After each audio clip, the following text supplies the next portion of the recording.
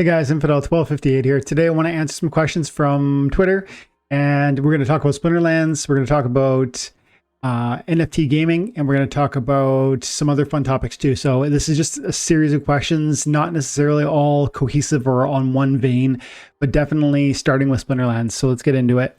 Before we do, my name is Dwayne and I go by Infidel1258, and you can call me 12. And we cover Splinterlands all day, every day. So if that sounds interesting, maybe like and subscribe. So the other day on Twitter, I said, anyone out there have any questions you want me to answer on the channel? AMA Splinterlands. And I got a good question from Metal Furica, which I answered. And so it was interesting because I could probably get 100 questions a week on my YouTube channel. And I would say that they aren't at all the same as the question I've seen here in this one instance on Twitter. Like they are uniquely, inspired. And so I'm checking it out again. I'm going back to that same well. And I saw here that this was a great question. M-Dog, Crypto for Dog. I'm going to throw him a follow too, by the way. You got 4 followers. Throw him a follow.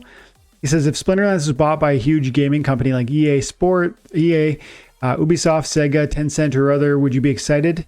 Is this even possible? I'm leaving Blizzard out because they have Hearthstone. I would love to know your thoughts, IG, in-game Hoofhearted. Okay, so I think it's a great question, and it's definitely an exciting thought experiment. I do absolutely think that NFT video games, blockchain-based video games with non-fungible tokens that are yours to hold forever is absolutely the future of video games. I think that is not even really in my mind a question. It's literally in my mind a certainty. I am that confident that NFT technology will be incorporated with every major video game in the future, because blockchain is going to grow and sort of the universal understanding of it. It's going to become more and more easy to implement, as well as connect with, as from a user standpoint or the developer standpoint. And as those barriers are brought down, there's zero reason to not implement this technology. Your game can then attract not just a player base, but actually an investor base. And so you attract potentially 2 different audiences, and you create this buzz and excitement around the financial opportunity or the gamification of the finance within your game. And so I honestly can't think of any reason why this is not eventually incorporated into every major game company as well as development. So yeah, I think EA, Ubisoft, all the major developers will be on this train eventually. Now, are they going to be on the Splinterlands bandwagon? Are they going to try and buy out, say, a Splinterlands?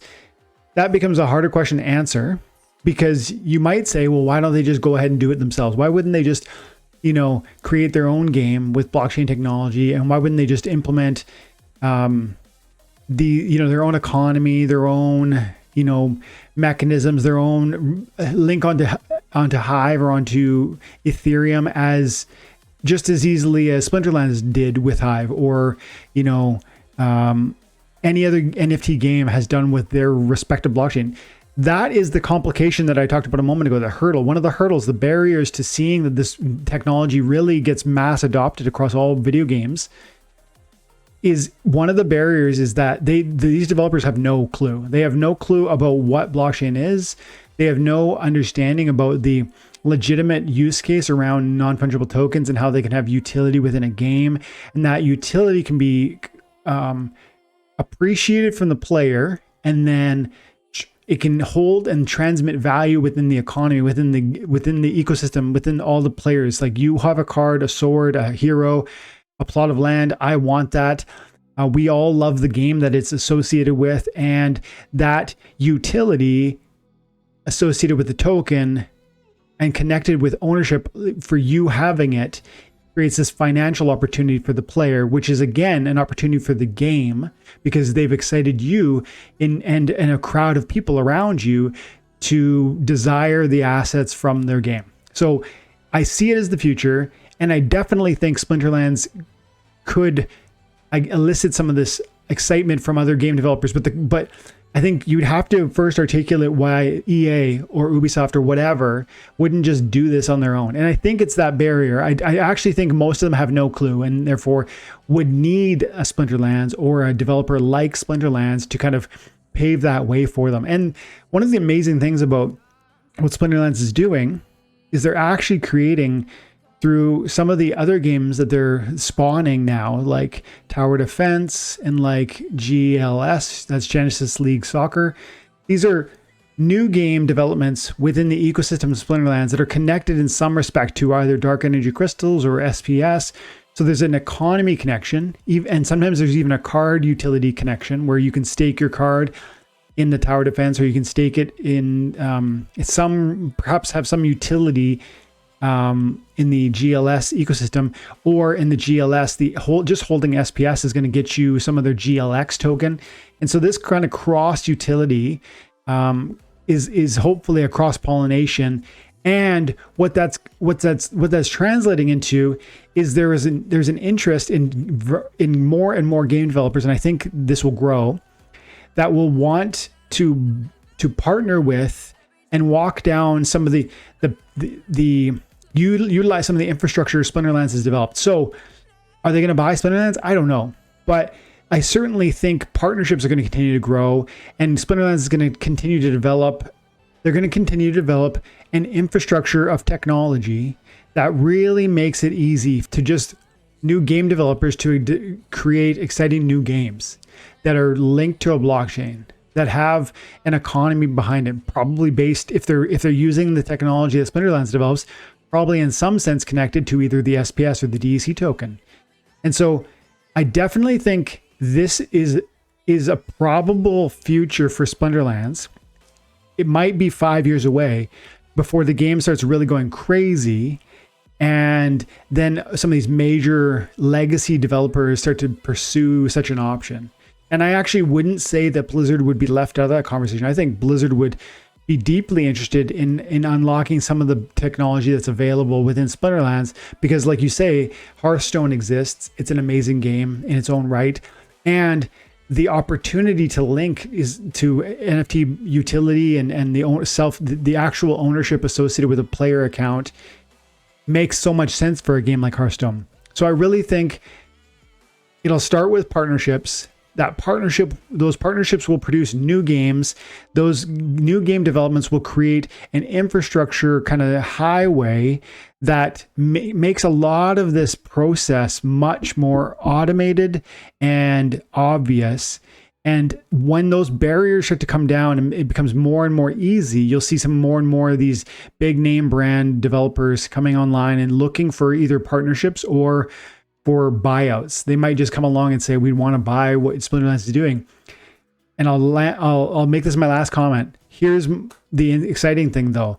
I think by the time these developers you're mentioning, recognize what Splinterlands could represent and what non-fungible token technology and blockchain technology within gaming, what that could represent, I think by then it's going to be too late. And in many cases, Splinterlands will be offering to buy out these other developers so that they can get their team of development, so that they can get their infrastructure, that they're kind of 2.0 infrastructure, and just be able to unlock that and put that to work. I actually think Splinterlands is poised in the next 5 years to grow so exponentially that it could be buying out these places like EA or Ubisoft or Sega or whatever. And so thanks for the question. And I definitely think they're going to want to own something like Splinterlands. But by the time they recognize that desire, it'll likely be too big. And I think these companies end up getting bought out, not the other way around. Great question. And I'll send you something there, hoof-hearted. There's a couple more questions here, and they're a little bit more fun. Orthek had, this is not a question that I can easily answer, and it just varies so often. He says, maybe some guide as to what to do for new to middle players. Is renting a better way or buying? This is such an evolving conversation. I've done videos on it before, but it's so unique to the moment. It's too hard to answer. So I would just say, Orthek, you really need to test the waters for yourself understand your own, what you've got access to, both your financial commitment that you're willing to invest $5 or $500 a month. I don't know. That's so important to then feeding into the conversation. Do you already have some cards? Do you have 0 cards? I say, if you have nothing at all, trying to rent a few cards and just play the game for a season or 2 and see if you can't make profitability out of that alone is probably your best play. And let the cards accumulate, and just in 4 or 5 years, let that snowball into something. That's about as detailed as answer as I can give to this question at this time, because it's just too specific to both the moment and what the economy of the game is doing right now, but also your unique circumstances. Or thanks for the question, my dude. I will send you a little love too. Dank says, why is fast food Sonic only in South Mid States? It's not. Sonic is in Washington State. I go there sometimes. I love Sonic. Sonic has like a million different milkshakes, and I went there. There's one in, I think it might be in, it's near Blaine, Washington. It's not Blaine though. It's like, but it's not far from there. It's about a half an hour across the Canadian border, and I go there sometimes, so it's not. Great question. Stacking Gems, let's talk about alpha and beta cards. With more powerful cards coming along every few months, don't you think a better use case of these can develop, such as land or staking them in the future? Stacking Gems, they already are, right? Like, the question is like, these old cards with more powerful cards coming along every few months. I'm not sure I agree that there's quote unquote more powerful cards coming along every few months. I still haven't seen a card that could replace the Lord of Darkness. I still haven't seen a card that could replace what other ones? Some of the best cards are beta, to be honest. Let's look. Just quickly. Because I think your conversation implies that the newer cards are simply better.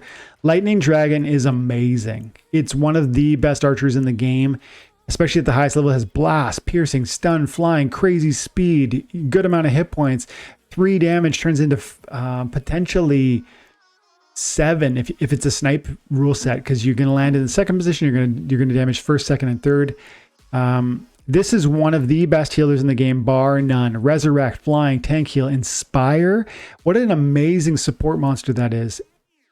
The Hydra is... this might be one of the best tanks. Probably, it might be the best tank in the game. Especially with some of the new partnerships around, like... This is a crazy partner with Scarred Llama. Heal, Thorns, Retaliate, Trample. If there's an Enrage rule set, or if you use this with the new Enrage summoner, because it is neutral, holy cow.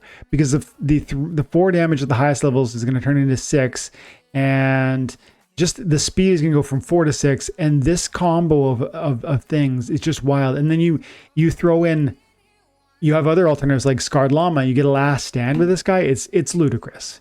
So Lord of Darkness is the one I mentioned a moment ago. This is still by far, I think, the best tank on the death team, but the price is ridiculous. For most of you, you can't afford $500. I'd say $500 is a crazy awesome price for that card if you're serious about high play. Gold Dragon, one of the best cards, so powerful. 4 magic damage, flying, heal, blast, reflect.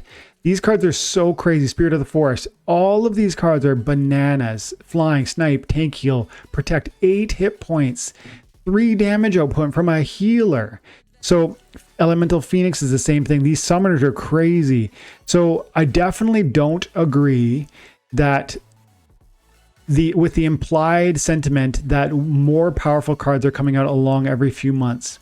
There are, I would say, I would rephrase it with a different emphasis. There are more powerful cards coming out every few months. That's true. There are more powerful cards. There are every few months there's more cards, and some of them are very powerful. That's the way I would say that. But they aren't more powerful than the old ones that existed, like the alphas and betas. And don't you think a better use case of these can develop, such as lands or staking them in the future? Well, we know that they're going to be staked on land, and we know that land is like the next main project. And I think, I don't know how long it's going to take, but we are going to see benefits from those cards being staked on land. That's better than any reward you can get from staking, for instance, a Rift Watcher card. and that's because of their rarity and their antiquity. And so you're going to want those cards. And I think we're going to see new price tick ups on these old assets because people are going to be surprised by how much more meaningful they are than the modern cards. And so I actually think you're right. They will be used for such as land or staking in other games also, like I said, tower defense, or maybe they'll have some sort of implications for the GLS ecosystem. And so you're going to see unique benefits for holding those cards and those assets. And I do think that they are still playable and powerful, that you should want them for the game alone, but you're also going to see and you can expect amazing side benefits from having those old cards. NFT1060 says, can we have a recovery potion for ERC? They've talked about it. I don't know where they landed. I feel like they've said yes, then they said no. I think the current answer is not right now, or maybe no, because they're not 100% sure how that would impact the economy. I could be wrong about that. They've said yes distinctly. They said, yeah, we totally want that. And then I think they later said, we don't really know if we want to do that anymore. So I don't know. I'm not sure if that's coming or not. And two more questions, or one more question, and it's the most important question. It should probably be the title of the video. Does pineapple belong on a pizza? Of course it does. One of my favorite. When I order pizza, I get 3 larges, and I get pepperoni, sausage, bacon.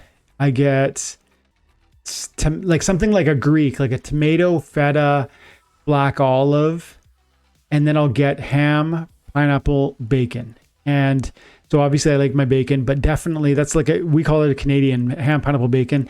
And man, I love it. So yes, it does. Okay, guys, thanks for the comments. Thanks for the questions. Have an amazing day. God bless.